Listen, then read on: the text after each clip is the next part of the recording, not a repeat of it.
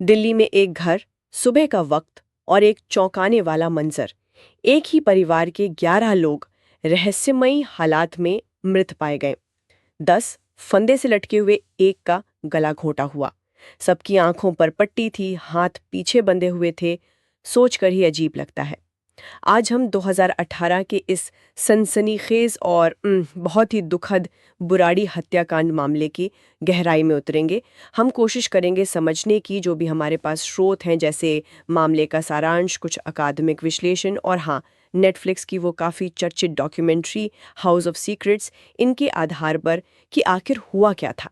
हमारा मकसद सिर्फ घटना को दोहराना नहीं है, बल्कि ये समझना है कि उस सुबह तक बात कैसे पहुंची, कौन कौन सी थ्योरी सामने आई और क्यों, और ये पूरी घटना परिवार, हमारी आस्था और वो अनदेखे मानसिक दबाव, इनके बारे में क्या गहरे सवाल खड़े करती है।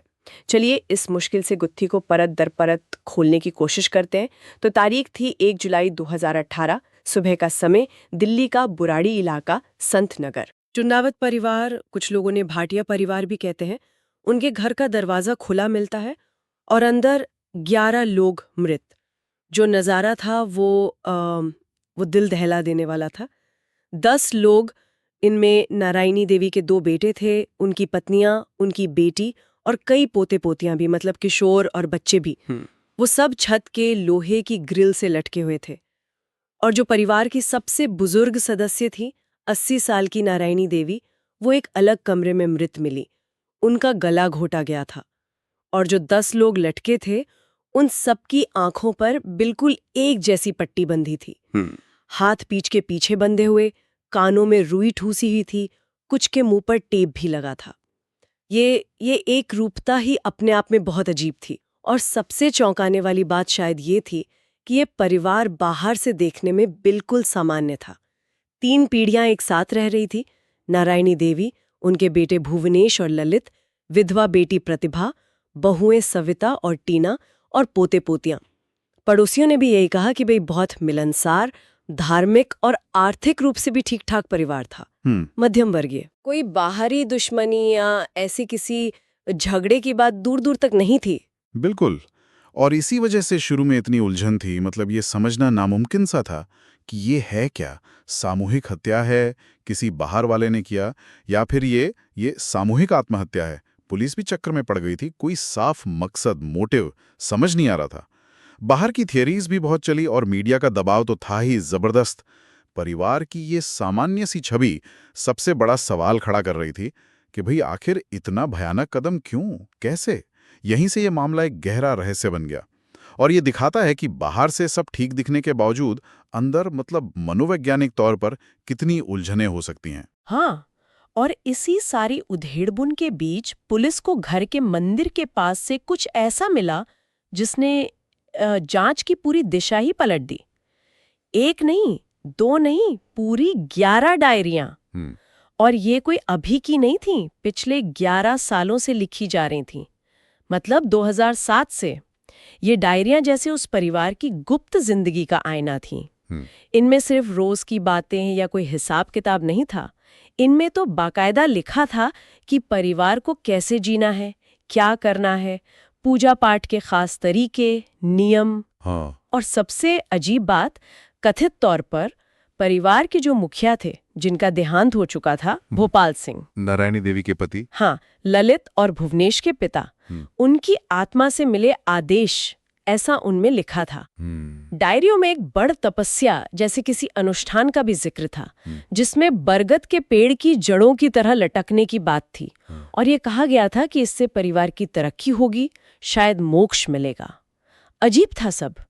और जब फोरेंसिक जांच हुई तो पता चला कि ज्यादातर लिखावट ललित चुंडावत की थी, नारायणी देवी के छोटे बेटे।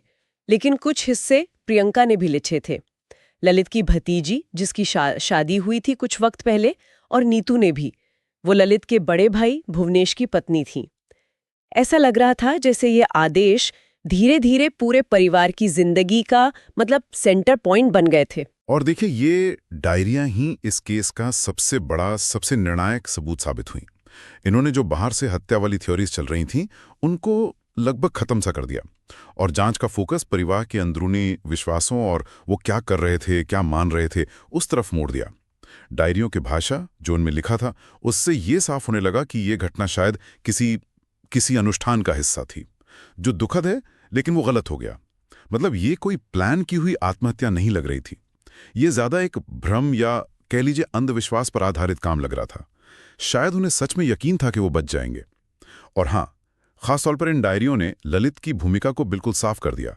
ललित जिसने करीब 10-11 साल पहले एक एक्सीडेंट के बाद अपनी आवाज खो दी थी।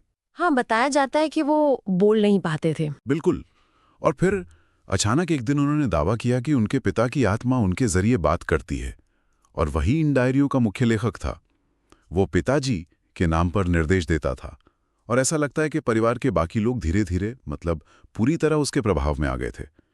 ये सीधे तौर पर दिखाता है कि परिवार के अंदर पावर का संतुलन कैसे काम कर रहा था, और वो गुप्तता कैसे एक इंसान का विश्वास या शायद भ्रम पूरे के पूरे ग्रुप पर हावी हो सकता है। यहीं पर फिर जांच करने वालों ने और मनोवैज्ञानिकों ने एक खास थ्योरी का सहारा लिया, शेयर्ड साइकोटिक डिसऑर्डर, या जिसे फ्रेंच में फोलिया डू कहते हैं अगर 2 लोग हों, या फिर फोलिया फैमिल अगर पूरा परिवार शामिल हो। सुनने में ये थोड़ा मुश्किल सा लगता है, क्या आप इसे थोड़ा और आसान शब्दों में समझा सकते हैं? हाँ, जरूर। देखिए, फोलिया फैमिली एक बहुत रेयर मनोवैज्ञानिक स्थिति है। इसमें होता यह है कि एक व्यक्ति होता है प्राइमरी केस, इस मामले में शायद ललित।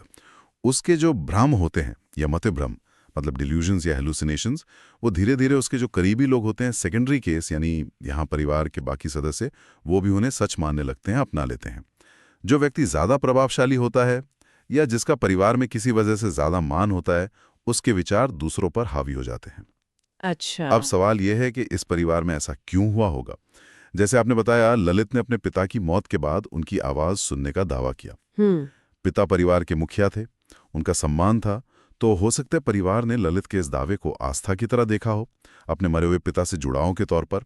यहाँ पे क्या हुआ कि उनकी जो गहरी धार्मिक मान्यताएं थीं और शायद कोई पुराना सदमा, जैसे पिता की मौत, या शायद परिवार ने कुछ आर्थिक मुश्किलें भी झेली थी पहले। हाँ बिल्कुल, इन सब ने मिलकर एक ऐसी जमीन तैयार कर दी जहां ललित का जो भ्रम था वो जड़ें जमा सका। सही बात है। और यहीं पर वो अकादमिक नजरिए की बात आती है जिसका जिक्र आयुषी केन्या ने Indian journal of mental health में किया था। ये परिवार आर्थिक रूप से ठीक था, सामाजिक रिश्ते भी थे, फिर भी ऐसा हुआ। ये इस बात पर रोशनी डालता है कि मानसिक स्वास्थ्य के मुद्दों पर हमारे समाज में कितनी चुप्पी है, एक कलंक सा जोड़ा है। शायद परिवार ललित की बदली हुई हालत को कोई मानसिक स्वास्थ्य की समस्या मानने के बजाय उसे एक आध्यात्मिक अनुभव समझ बैठा, और उन डायरियों ने आस्था और भ्रम के बीच की जो पतली सी रेखा होती है उसे पूरी तरह मिटा दिया था। और इसमें भाषा का भी एक बड़ा रोल रहा होगा, जैसा कुछ हाल के विश्लेषण बताते हैं। जी हाँ, बिल्कुल। हाल ही में फोरेंसिक लिंग्विस्टिक्स यानी भाषा विज्ञान का इस्तेमाल करके इन डायरियों की भाषा का विश्लेषण किया गया।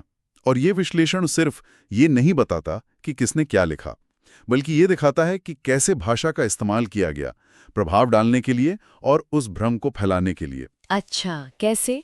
उदाहरण के लिए विश्लेषण से ये पता चला कि कैसे ललित की भाषा वक्त के साथ ज्यादा हुक्म देने वाली, आदेशात्मक होती गई, और कैसे परिवार के जो दूसरे सदस्य थे जैसे प्रियंका या नीतू, उनकी लिखावट में भी धीरे धीरे वही शब्द, वही विश्वास और वही आज्ञा मानने वाला लहजा आने लगा। ये भाषा के जरिए भ्रम के साझा होने का मतलब एक पक्का सबूत देता है। ये दिखाता है कि कैसे किसी समाज की जो सांस्कृतिक मान्यताएं होती हैं और मानसिक रोग विज्ञान यानी साइकोपैथोलॉजी, वो एक दूसरे से कितनी गहराई से जुड़ी हो सकती हैं। कैम्ब्रिज साइकियाट्री ब्लॉग में भी इस केस के बारे में यही बात कही गई है। इस पूरे मामले को फिर एक बड़े दर्शक वर्ग तक पहुंचाया नेटफ्लिक्स की डॉक्यूमेंट्री सीरीज ने, house of secrets, the Burari deaths. 8 अक्टूबर 2021 को रिलीज हुई थी। लीना यादव और अनुभव चोपड़ा ने डायरेक्ट की थी। 3 हिस्सों की ये सीरीज थी और इसने काफी चर्चा बटोरी थी। हाँ, काफी। इस डॉक्यूमेंट्री की खास बात ये लगी कि इसका फोकस सिर्फ घटना के सनसनीखेज पहलू या किसने किया पर नहीं था, बल्कि ये गहराई से क्यों हुआ इस सवाल में उतरने की कोशिश कर रही थी।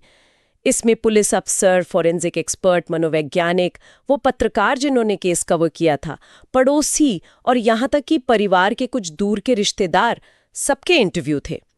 इसने मामले के मानवीय और मनोवैज्ञानिक पहलुओं को सामने लाने की कोशिश की कि कुछ सवाल अब भी अनसुलझे हैं, पर कुल मिलाकर इसे एक संवेदनशील और गहरी पड़ताल माना गया। हाँ, और ये मीडिया के चित्रण वाले पहलू को सामने लाता है। शुरू में जहां मीडिया का एक हिस्सा शायद अटकलों और सनसनीखेज थियरीज पर ज्यादा ध्यान दे रहा था, वहीं इस डॉक्यूमेंट्री ने एक ज्यादा संतुलित, एक सहानुभूति वाला और विश्लेषणात्मक नजरिया पेश करने की कोशिश की।